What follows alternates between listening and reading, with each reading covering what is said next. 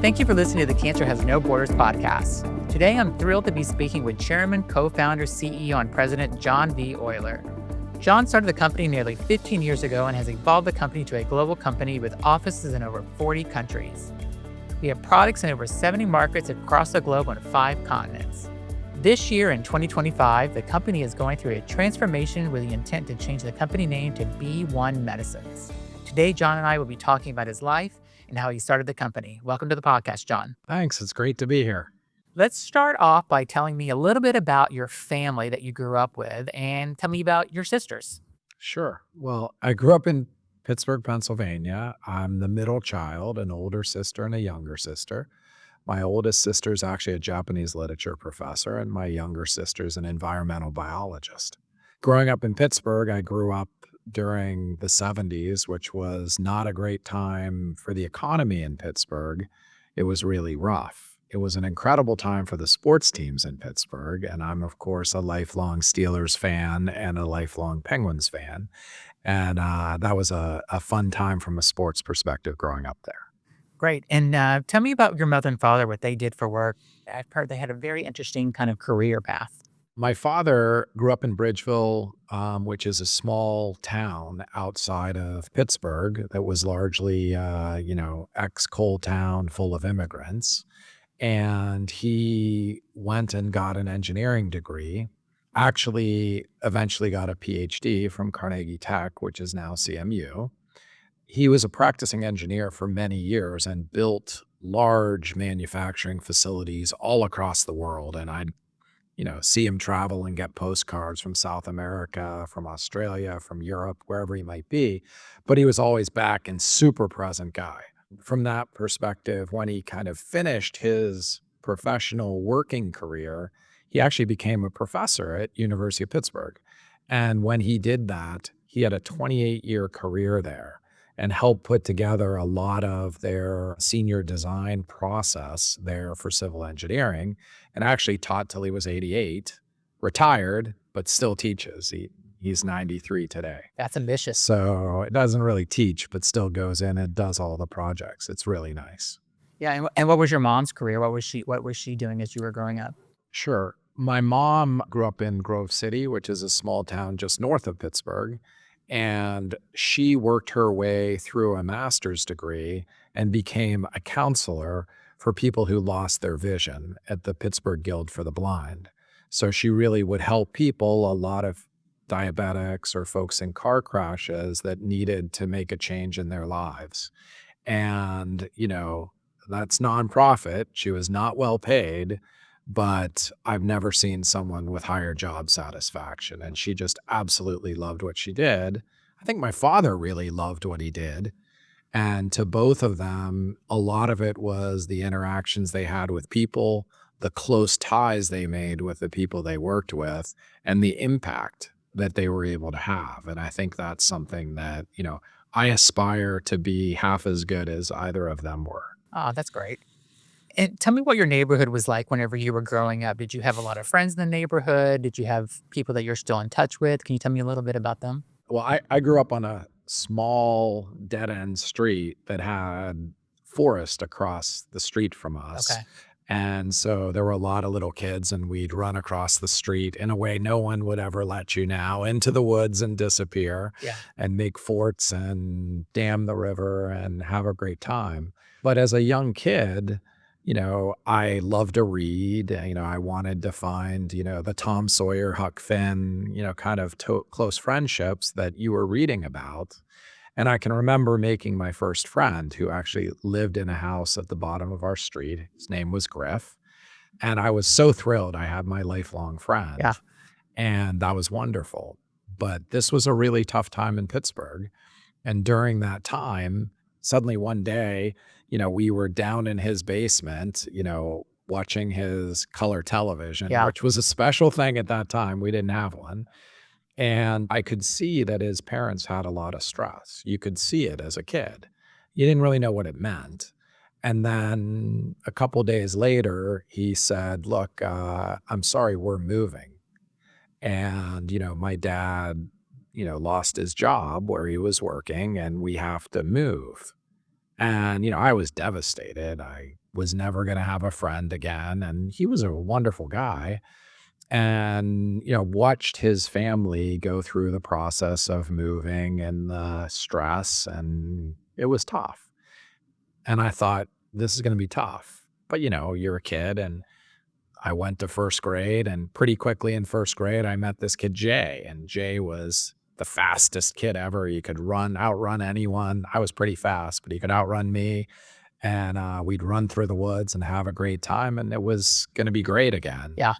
And about 18 months into that, he told me his father had lost his job and he was moving. And this was absolutely devastating again.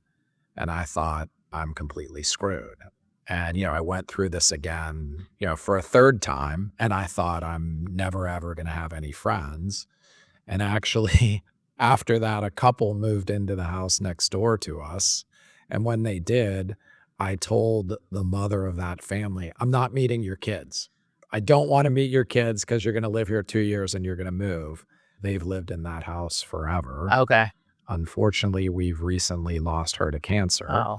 But she has, 3 wonderful kids, and her husband lives in the house next to my father, and they're good friends. Yeah. And they've been there ever since. So fortunately, I was wrong. Okay, good. But I think at a really young age, I understood, how impactful a good job is on people. And I also think I understood, when you don't have that, how much stress it places on a family, on friends, on everyone.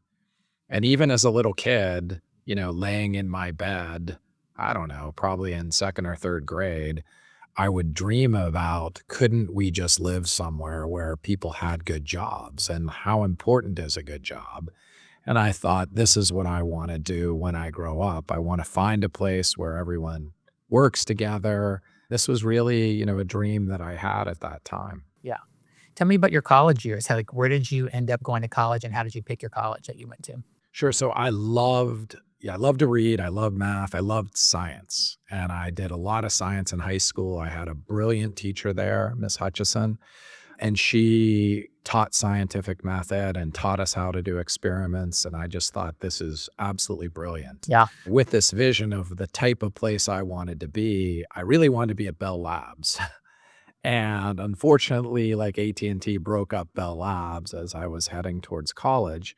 But I looked around and I thought, I want to do science. I was very interested in a few places, but I found myself accepted at MIT and went there and visited. I was a little concerned, what's it going to be like? But I went there and visited, met a bunch of people I really liked.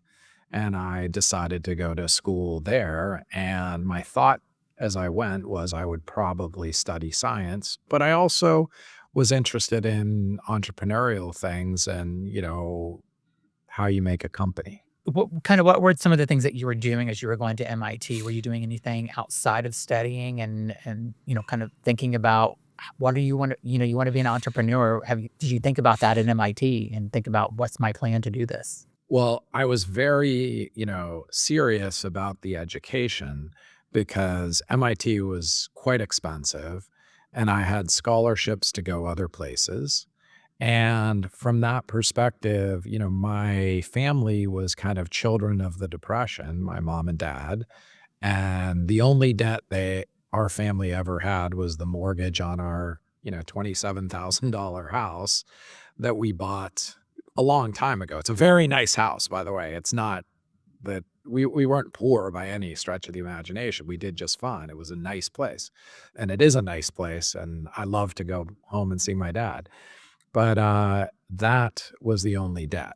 We were not that kind of family, not for a car, not for anything. And to go to MIT, we had to take debt. And so as I went there, we were very serious about, I'm going to work while I'm there so we can pay down the debt because we don't like debt. To that extent, MIT had the promise of when you go to school there, you can actually do research with professors and get paid. Wow.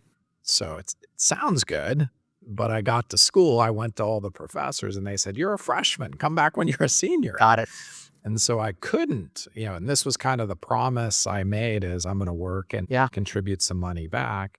So, I began working at the donut stand, which when you walked in the lobby of MIT, 77 Mass Ave, there was a donut stand in that lobby, which sold coffee, Yeah. not fancy coffee like we have today, but hot coffee to cold people because in Boston it was always winter. And we sold coffee and donuts to, a lot of the professors, a lot of the students when they came in. And I did this to, help support school. Then I swept at the tennis bubble, which was an even better job because you could study while people played Yeah. and sweep in between. You did a little scheduling and checking people in and out, but you could study too. And eventually, doing different odd jobs, I began my own business there with my college roommate. Oh, what business? Well, we started a business to sell carpets, bookshelves, and refrigerators to college students when they came back at the beginning of the year to their dorm rooms. That's pretty genius actually, because every year you have new clients, right? Yeah, so he and I, kind of set this thing up and it was very successful. And we, had several dozen people working for us, we made a lot of money Yeah. and it was very fun. But we immediately realized there's a ton of stuff we don't know. Like logistics, if you don't plan things, there's a lot of extra hard manual labor and you're late to go to the sites. You've got to distribute to many different colleges, a portfolio of different carpets of different sizes, different colors. You really need to think it through. If you don't think it through well, you pay with hard labor. So I'm probably one of the true CEOs of a company that from the beginning has really believed the logistics are unbelievably important and really appreciated, Yeah. the people that are working in that aspect of a company because they really can make your life a lot easier or they can make it a lot harder. And Boston's kind of a perfect place to do this because you have so many different colleges It's there, true. right? I mean, It's true. It was a lot of fun. Yeah. And you learned a lot. I was working with my college roommate who is a brilliant salesperson. And I think, a young girl came up to me and said, I don't know if I'm interested in buying this carpet. And I said, okay, well, I'll give it to you $5 off. No, I'm not sure I'm interested. I lowered the price $5 and I kept doing this and she just wasn't interested.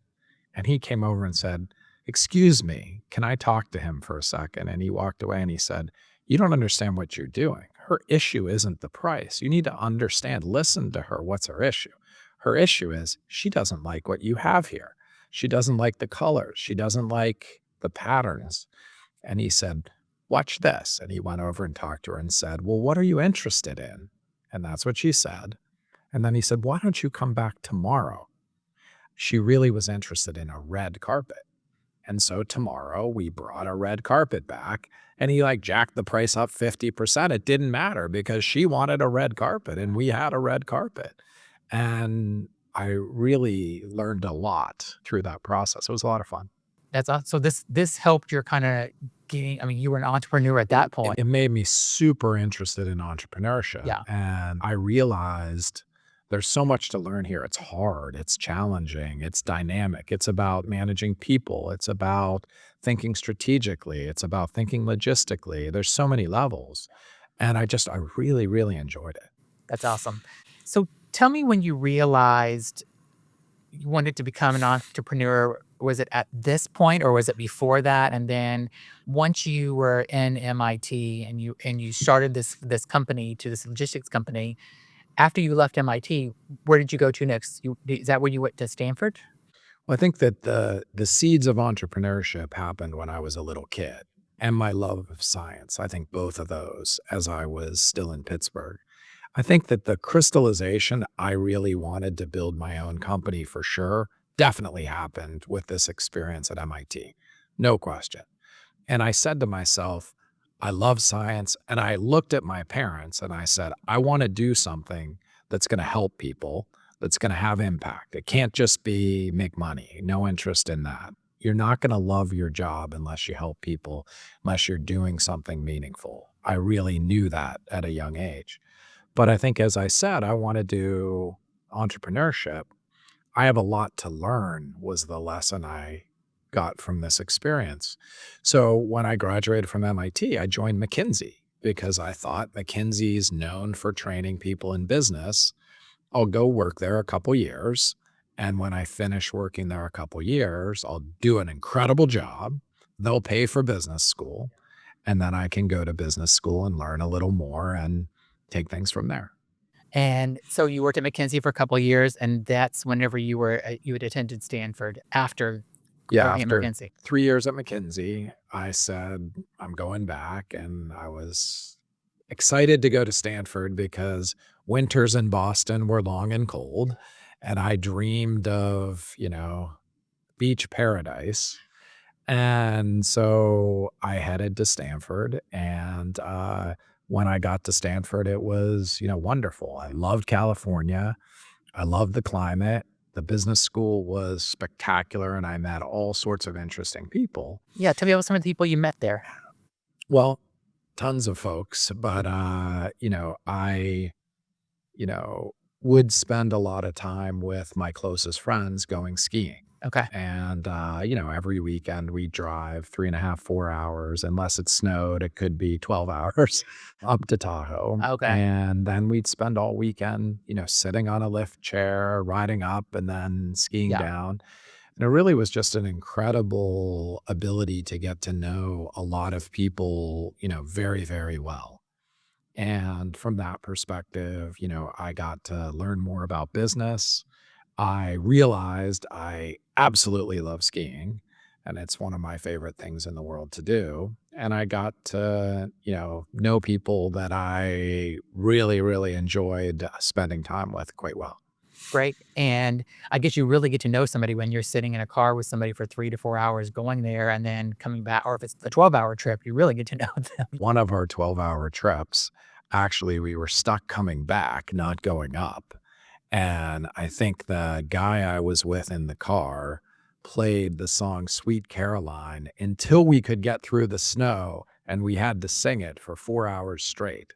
So, lots of funny So would you stories ever and do lots of karaoke for that experience. song since you probably know the words by heart? Well, if you heard me sing, no one would ever want me to do karaoke. I'm happy to sing along, but people will disperse rapidly. Yeah, got it. So after you left Stanford, and it sounds like you had a great time there, tell me what you did after. Well, I went back to McKinsey for a year because they paid for school. Okay. And the second they were done paying for school, I left because I knew I wanted to be an entrepreneur and I felt like I'd learned what I could from McKinsey. And I left with a good friend of mine who was 10 years older, but also from McKinsey. And we wanted to do something together. And I was interested in anything that I thought was important and had impact. I was interested in education. I was interested in the environment. I was interested in energy because energy is tied to so many things. And he was absolutely interested in healthcare. And actually, his father had been a senior executive in the pharmaceutical industry. And as a result, I think he just had followed the industry and had a love for it. And he kept saying, we should do biotech. We should do biotech. Well, at this time, there were almost no non-MD PhDs, in business positions or executive positions, or certainly starting biotech companies. Okay. Really, there were almost none. There weren't ex-McKinsey people. There weren't ex-Stanford people, maybe one or two. But like the industry, it was not full of people that looked like us. And we went out and said, we want to start a company. And no one was interested in us. And it would have been very easy to do other things. I was still going skiing all the time. I was actually skiing and snowboarding with a bunch of the senior people starting Yahoo and Excite and, hearing all about all the opportunities in that area. Yeah. But he really wanted to do something that mattered. And, I thought Yahoo, Excite, I don't know. Does this matter or not? I believed in the internet, but does this matter or not? I don't know. But like healthcare, I could get behind. So the only thing we could really find was an investor who had bought 51% of kind of a failed publicly traded company. Okay. It had had great investors, Kleiner Perkins and other folks, but it was failed. He put in $3 million for 51% of the company, and he hired us to be the public, Yeah. management. And we started working with him, and we raised some additional money that really he raised, but we helped administer it. And then we started 7 phase 2 programs and very quickly had a complete remission in non-Hodgkin's lymphoma. Wow. And that was fun. And there was excitement. And ironically, this company, it was called Genta, was doing antisense towards BCL2. Now, Sonro, which is a great product we have, is a BCL2 inhibitor. Okay. So I was working on BCL2 at that time. Now, the other thing, this was antisense, which antisense was the precursor to siRNA, which is mRNA. This was the beginning of the nucleic acid field. And there were really 4 companies playing around in that space at the time, and Gento was one of the 4 at that point. So we got things going. The company did quite well, became worth hundreds of millions of dollars. Okay. And we weren't really comfortable with the situation we were in. We didn't necessarily love the investor style, just cultural. And so we decided we wanted to move on and do something else. And this was getting bigger and a little over our head. So we said, why don't we hire somebody else to come in? And we mutually found that transition to different leadership. The company eventually went up to, I think, 1.7 billion. Wow. And did really well. And for us, even though we were there, not for years, but for a short period of time, we made a little bit of money, which was nice, and were rewarded for the success that we had there. So that was the first thing I did when I left school. And then after you left this company, what was your next step? What were you doing next? Well, so we left. My partner got married and moved to Boston. Okay. And I still was like, winter's a little long. Maybe I'll stay in California. And this company that we were running had been in San Diego. So I was like, I'm going between San Francisco and San Diego. I have all the best of California.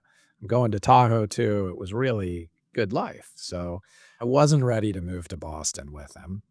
And about that time, really a friend of mine, but someone I knew from my Stanford business school community and from going to Tahoe, on my way to Tahoe said, stop and see me. And I did. And he shared an idea that that another gentleman had, that was talking to him about starting a company in the mobile wireless space.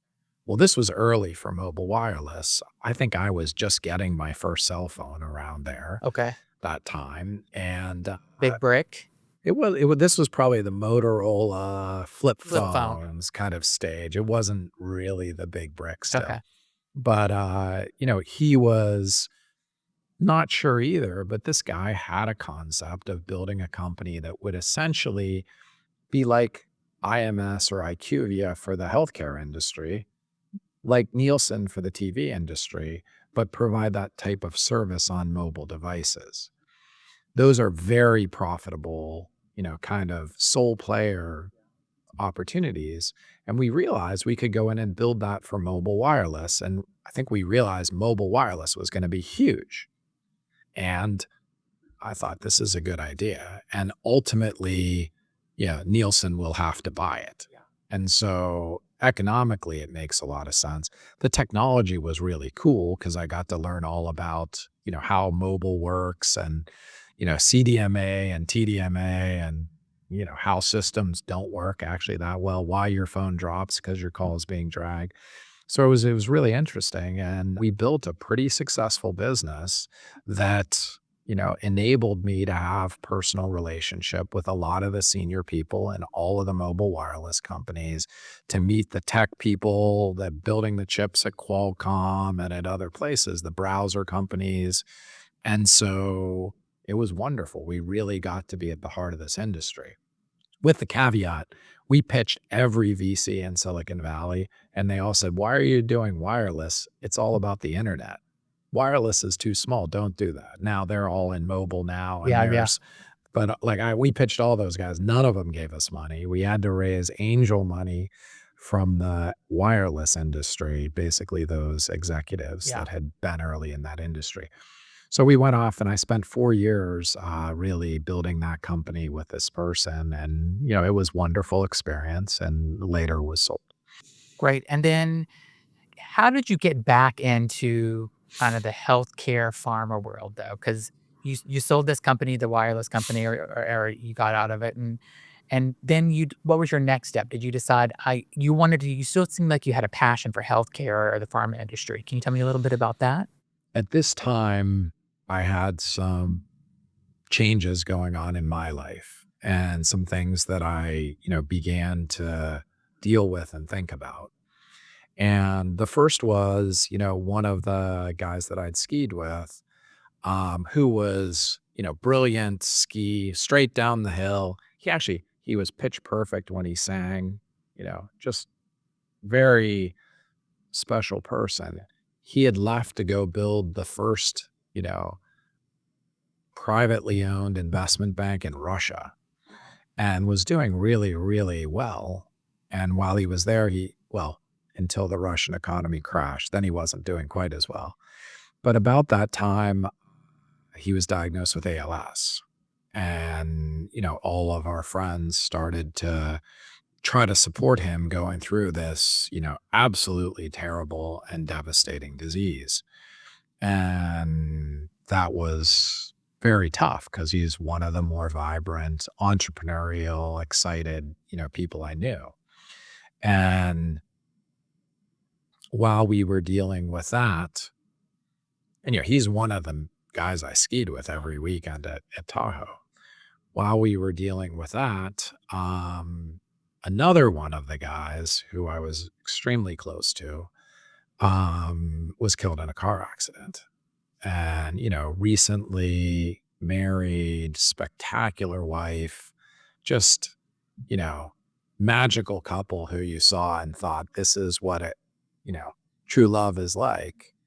And then, watched, just the destruction forces that played on his family and her family and all of our friends, and just terrible, absolutely terrible. He was also an entrepreneur building his own business. There weren't a lot of entrepreneurs at that time. When you said you were an entrepreneur, people said, what is that? No one says that anymore.